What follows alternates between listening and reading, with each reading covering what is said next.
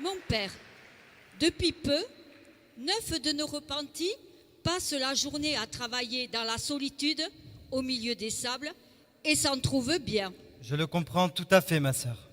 Elles n'ont qu'un seul désir, être à Dieu seul et s'engager dans une vie religieuse absolue. Je réfléchis à leurs souhaits.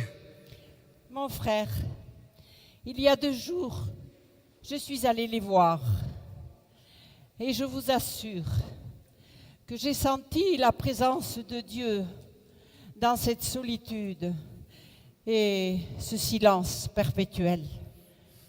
Dans cet immense désert, où nul bruit, nulle voix au monde ne se fait entendre, dans ce silence solennel qui laisse deviner le grondement des flots de l'océan, la voix de Dieu parle puissamment à toutes ces âmes.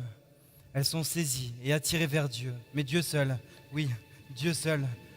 Tel est le cri de toutes ces âmes.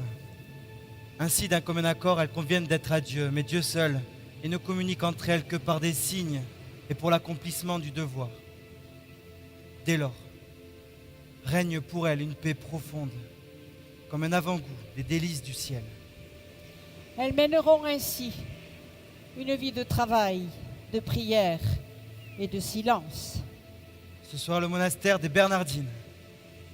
J'ai choisi ce nom en souvenir de ma guérison miraculeuse, demandée par maman à la Vierge du monastère de Saint-Bernard du Boucau.